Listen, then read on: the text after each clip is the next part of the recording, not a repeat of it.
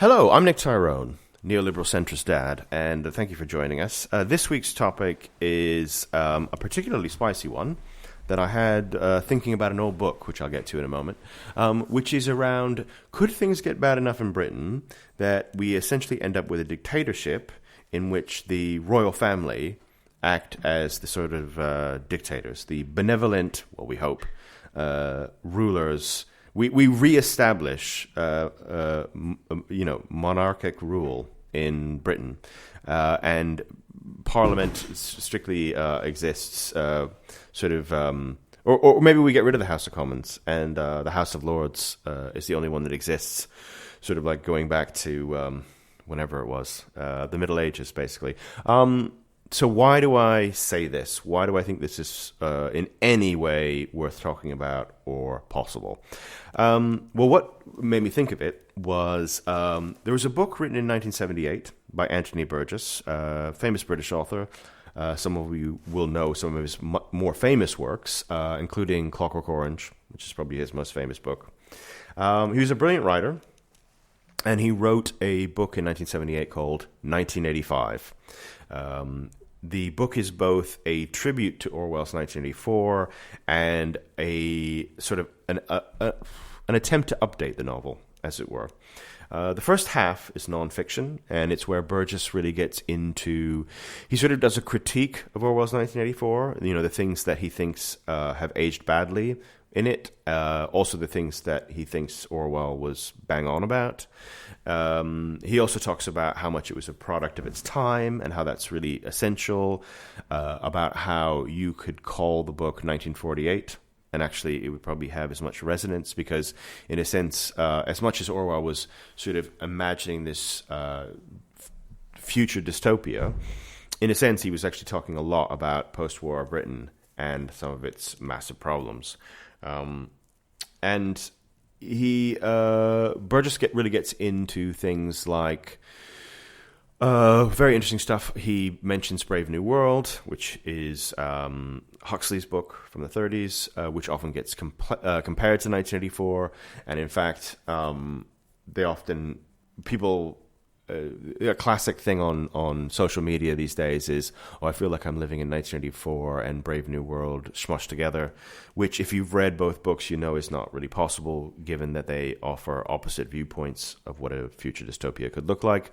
With Orwell's 1984 very much being around everybody's repressed and the family has been destroyed as a unit, and basically you try and isolate everyone as much as possible so that their one collective allegiance is to the state and to Big Brother, and it's very much about keeping people in a sort of state of existential angst so that they feel worried and that they then obey. Whereas Brave New World is essentially, let's keep everybody drugged, let's keep everybody happy, basically. Let's make everybody just sort of get involved in their own little lives where everybody's just happy and taking all these sort of newfound drugs to just make people happy all the time. And therefore, once people are sort of sedated almost, they will then no longer care about politics whatsoever. And they will just simply, and the state can do whatever it wants because no one cares anymore. And everybody's pretty much happy because of the drugs. So why does anyone have any reason to get upset?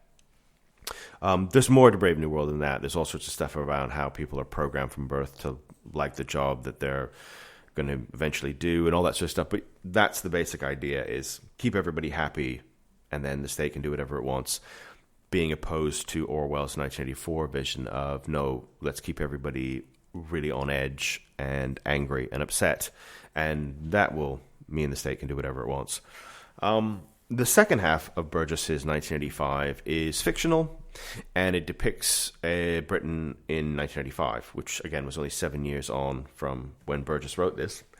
But he imagines quite a changed Britain, but also certainly one that 1978 would, from a 1978 viewpoint, a pre-Thatcher viewpoint, probably made a lot of sense to a lot of people. It's essentially a Britain in which the trade unions have taken over the country pretty much completely, to the point that in order to work, you need to be a union member. And this gives the unions unbelievable power, since they can basically kick you out of a union. And then if you're not a union worker, then you are completely unemployable. and your life is over, essentially. This is the sort of crossover with Orwell's 1984, the sort of the power of the state to make you an unperson, as it were. In 1985, it's done through means of a kind of syndicalism, which has taken over Britain, in which, you have to be a union member, and the unions police this vigorously in terms of what people say, what people do, with the idea that they hold this ultimate power of your entire livelihood over their heads. Winston Smith, as many of you will know, is the main character in Orwell's 1984. The person that this is told, that Burgess tells 1985 through, is named Bev Jones. He's a school teacher, a history teacher, who basically loses his job for a variety of reasons, but one of which is the unions want to get rid of history teachers anyway because they actually actively don't like the subject. They don't think history should be taught any longer. This is in line with, again, Orwell's 1984, where there's an erasure of history. In 1984, obviously, history is constantly being rewritten. In 1985, the idea is just to make history no longer matter. His wife dies as well, Bev's. She dies in a fire, which rages out of control when there is a firefighter strike. Now, the strikes in 1985 happen, basically, they sort of serve the same purpose as constant war does in 1984. They're a sort of distraction. They're not meant to achieve anything, right? The strikes aren't for better pay or better conditions. They just happen every once in a while to sort of keep everything in line, much the way the wars happen in 1984 to just use up resource and keep people angry. So once he's unemployable, Bev is homeless. He resorts to petty crime to stay alive, and then he's eventually taken to a sort of re-education facility that, again, has echoes of the Ministry of Truth in Orwell's 1984. It's got all sorts of stuff in it. He joins a society called the Free Britons, which is a proscribed group in 1985. It sort of has echoes today, seems very relevant of, sort of patriotic groups that would be called far right, and some of which might be far right and some of which might not, but that's what they would be called. And basically the whole thing runs out of hand and the unions lose control of everything. Too many people have been made unemployable, and then chaos ensues. And then basically in the ensuing chaos, what happens is this leads to King Charles III taking over as a sort of benevolent dictator of the country. And everybody goes with this. Everybody's happy with this, given the chaos. And so many people want to get rid of the syndicalism anyway. And so King Charles becomes essentially like Henry VIII or something. Someone with actual full executive power over the country. Anyway, reading this again, it's a very fascinating book, which I would recommend to anyone. Very, very good. I think some of my listeners who are more on the left might find it very right-wing, which I suppose in lots of ways it is. But Burgess is such a brilliant writer that I think it's worth at least exploring his perspective, because I think in terms of... it's one of the things that's interesting is if we're characterizing Burgess as a right-wing writer, which I don't think is unfair, it's amazing how eloquent and thought out what he's saying is compared to, frankly, a lot of the writing on the right across the Western world these days. And I'd actually go as far, particularly in Britain. It's putting forth very challenging ideas extremely well, and I don't think we have enough of that these days. But anyway, that aside, Burgess aside, the question is, could this ever happen in Britain in the next 10 to 15 years? Well, let me put it this way. One of the things that we're seeing with the rise of reform in the polls, and indeed their performance at the elections in May 2025, which I still think a lot of the political media are taking too lightly and are being too dismissive of in terms of what I think it means and what it will mean for the future of Britain. Because I think what we're seeing is to some extent the failure of the party political system in Britain.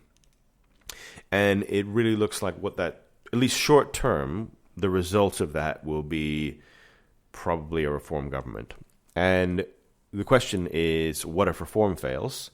Which I think a lot of you listening will say, well, of course they're going to fail. And, well, they might do. And I think there's every possibility that they will, given the nature of the problems that we face, and any number of things you could say about reform in terms of will they have the people to even if they had the best ideas, which I'm not sure about, certainly at the very least, would they have the people to execute it? They certainly don't now, as far as I can see. Will they get there? I don't know. There's a big danger there, I think, really. And so if reform is seen as a huge failure, what happens then? Because in a sense, I think we might come to a place where people start to feel like the political system has failed. Maybe even just democracy itself has failed. I mean, that is a real fear of where we might get to. People feeling like there isn't enough agreement across the country in terms of what we need to do to solve the issues that we face. Too much disconnect, probably, as well, between London and the rest of the country, and certainly the southeast, and certainly the Midlands and the north of England. But even having said that, I think actually we're seeing encroaching poverty in the southeast, to be honest, parts of the southeast certainly, and thus why we've seen reform essentially take over Kent, at least at a local level. So that fails, and then could we end up in a place where the monarchy assumes basically executive power, executive control over the country?